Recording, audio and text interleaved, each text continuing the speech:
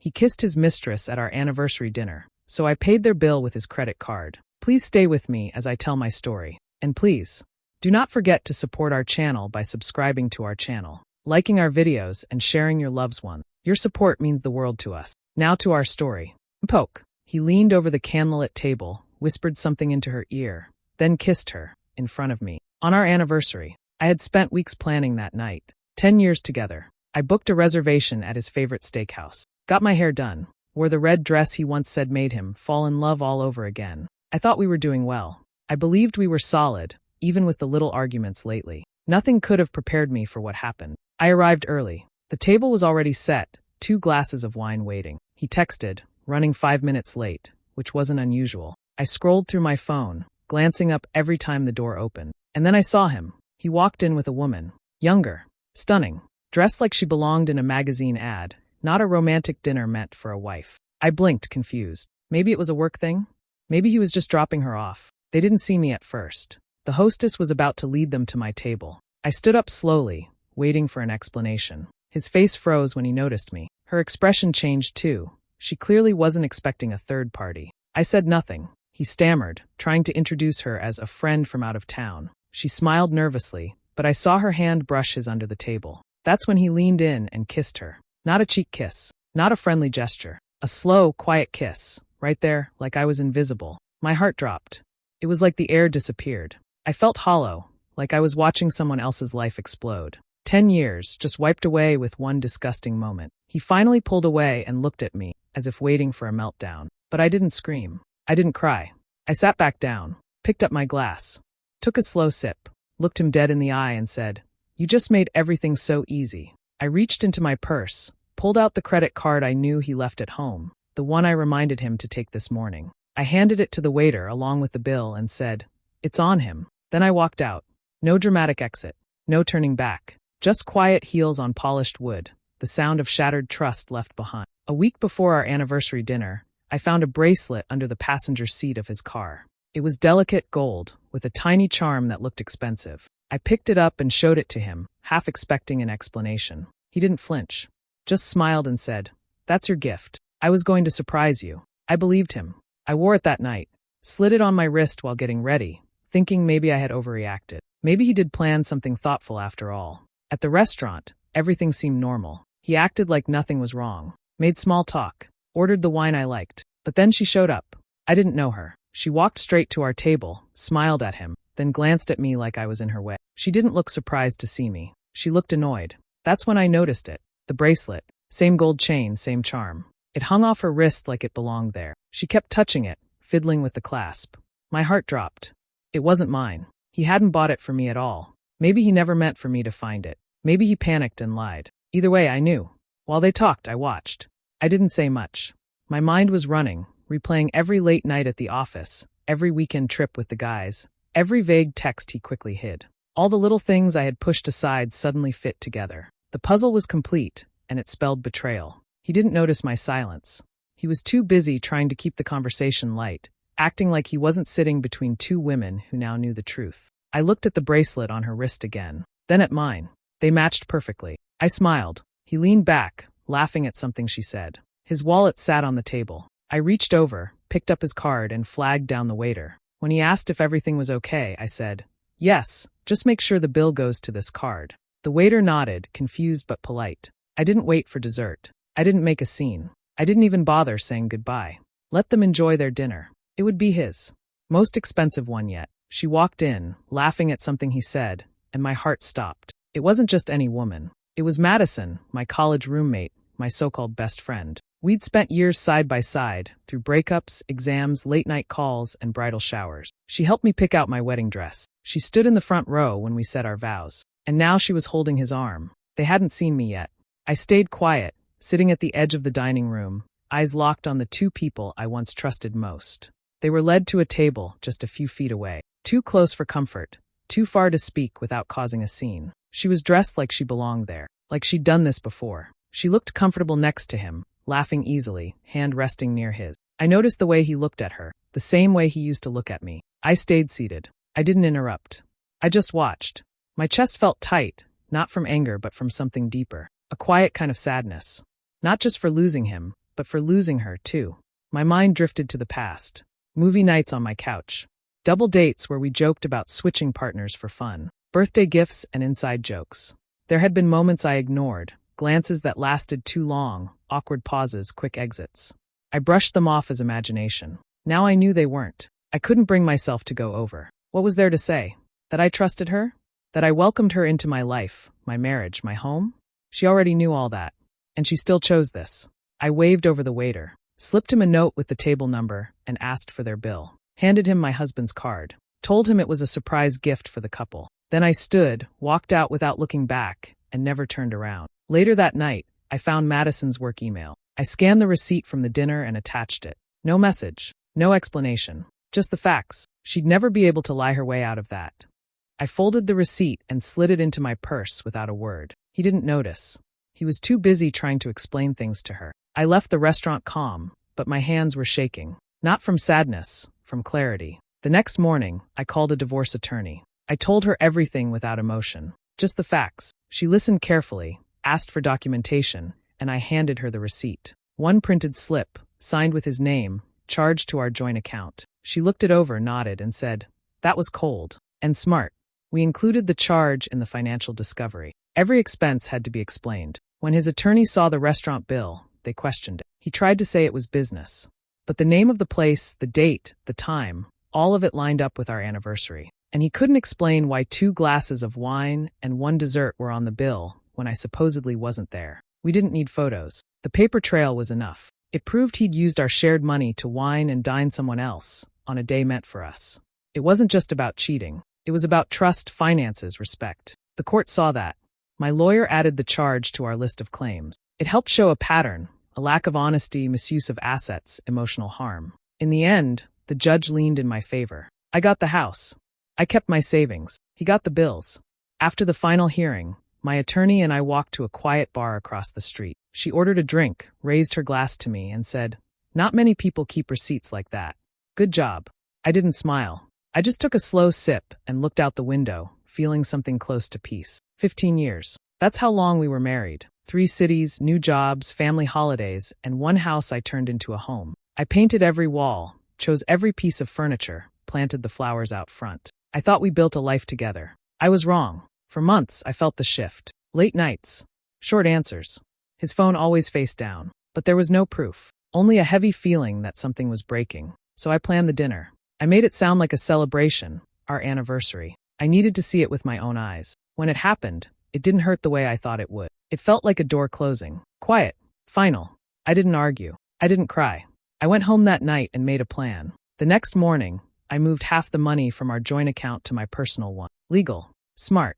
Then I changed the locks. Called a locksmith before he could come home. I filed for divorce that same afternoon and served him at work 2 days later. He never saw it coming. The house stayed with me. He had no reason to keep it. It was in my name, paid for mostly with my inheritance. He tried to fight it, but his lawyer knew it was a losing battle. Word got out fast. Friends asked questions. His coworkers talked. Neighbors gave me quiet nods and offered help with trash bins and snow shoveling. He left town 2 weeks after the papers were signed. He didn't get the house. He didn't even get his old couch. I donated it before he could ask. What he got was a credit card balance he created, a reputation in pieces, and silence from the people who once respected him. I kept the life I built. He walked away with nothing. A week later, I walked back into the same restaurant, this time alone. I didn't plan to eat. I just wanted to see the place again, to face it without the shock in my chest. The same waiter from that night walked past, then stopped and turned. His eyes widened. "You came back," he said. I knew something was off that night. I raised an eyebrow. He leaned in slightly, voice lower. "I've seen them here before. That wasn't the first time." My heart sank, but I stayed calm. "How often?" He looked around, then said, "At least 4 or 5 times. Same table, same routine. He even requested me once. I thought she was his wife, until you showed up." I nodded slowly. No anger this time, just quiet confirmation. I thanked him and left. That night, I sat on my couch with my laptop. I opened Yelp. The review started simple, just facts. "This place has great lighting, perfect for secret affairs. If you're cheating on your wife, I recommend table 14. It worked well for my husband and his mistress, until I showed up. I added details without names, just enough for people to understand. The tone stayed calm, sharp, clean. By the next day, the review had dozens of likes. Then hundreds. Comments rolled in, some shocked, some cheering. A few people said they knew who I was talking about. One even posted a blurry photo from the night. It went viral within days. He called once. I didn't answer. He texted twice. I deleted them both. The restaurant never responded publicly, but I heard from someone they changed their reservation system. The waiter wasn't wrong. Something had been off. And now it was all out in the open. 3 weeks before our anniversary, I placed a small GPS tracker under his car seat. It took me 5 minutes. He never noticed. I had already seen the signs, changed passwords, sudden gym visits, fake meetings. I needed proof. I also hired a private investigator. Quiet, professional, expensive. Worth every penny. He followed them for days. Sent me photos. Hotel check-ins. Coffee dates. Quick hugs in parking lots. Nothing dramatic. Just enough. I didn't say a word. Instead, I made dinner plans. Picked the restaurant he liked. Booked it for the same night he said he was working late. He agreed, no questions.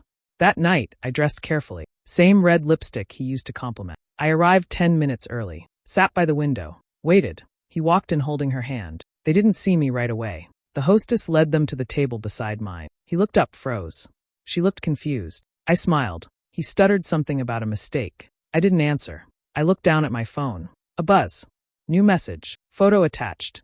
Time-stamped. Taken outside the restaurant. They were caught twice, in real time and on camera. I didn't speak. I didn't ask why. I simply opened my banking app under the table. Moved $5,000 from our shared account to mine. Legal. Precaution. He kept trying to explain. She stayed quiet, watching me. The waiter brought the check. I grabbed it first. Slid his card across the table. He blinked. I stood up. Enjoy your evening, I said, calm and soft. Then I walked out, phone in hand, receipt in purse, and truth fully documented. The days after it happened were the hardest. I stayed in bed. Barely ate. My phone kept lighting up, but I didn't answer. I kept replaying the scene, asking myself what I missed, what I could have done different. The silence in the house felt louder than any fight we ever had. On the 4th day, I got up and took a shower. Not because I wanted to, but because I had to start somewhere. That afternoon, I booked a therapy session. The next morning, I went for a run. I didn't make it far, but it was a start. I kept going the next day. And the next. I started journaling. Just a few lines at first. Then pages. Every feeling, every memory, every lie I could remember. It helped. I was emptying the weight I'd been carrying. A week later, I cut my hair. Not just a trim, a full change. I looked in the mirror and saw someone I hadn't seen in years. Someone strong. One night, I opened my laptop and began typing the full story. I didn't name him. I didn't post photos. I just shared what happened, how I caught him, how I felt, what I did next. I posted it anonymously on a blog site. I didn't expect much. But the next morning, it had already spread. Comments flooded in. Women from all over shared their own stories. Some said they cried. Others said it gave them courage. A few said they left someone after reading it. One simply wrote, "Thank you. I needed this." I kept writing. Not just about him, but about healing. About finding myself again. I wrote about how betrayal doesn't break you. It shows you where to rebuild. Months passed.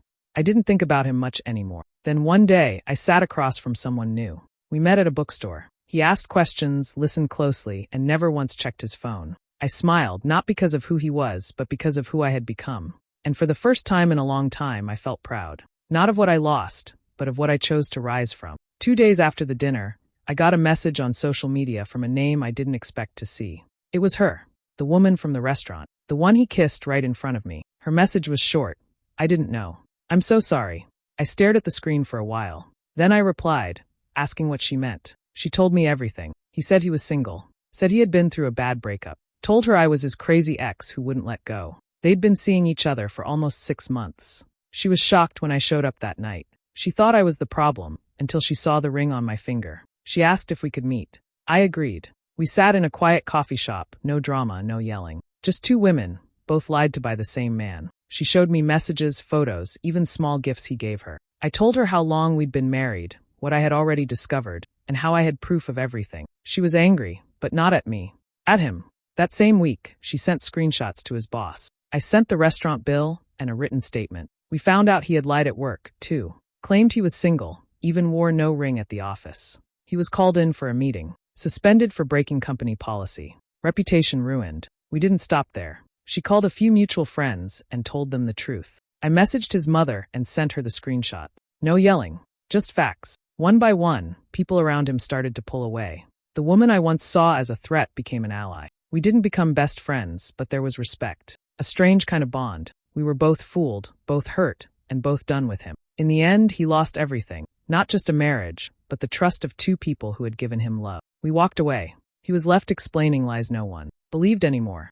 1 year later, I sat at a small table by the window of a quiet cafe, the same place I used to pass by but never entered. This time I chose it.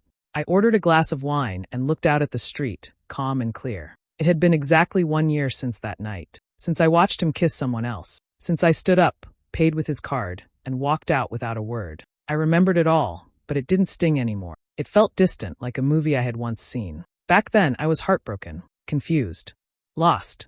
Now I was different, stronger, focused. I had my own apartment, my own money, my own peace. I smiled more, slept better, breathed easier. He, on the other hand, had lost more than he expected. His job title dropped. Friends disappeared. The new woman? Gone. I heard he was staying in a cheap rental and barely making rent. Not my concern anymore. I didn't need revenge. Life handled that for me. Tonight wasn't about pain. It was about freedom. A full circle moment. I brought my journal, wrote down how far I'd come, and how thankful I was to have chosen myself. As the sun dipped low, the server brought my check. I waved him off. Actually, I said, raising my glass with a soft smile, tonight's on me. I looked out again, took a slow sip, and whispered to myself, cheers to paying the bill and walking away richer.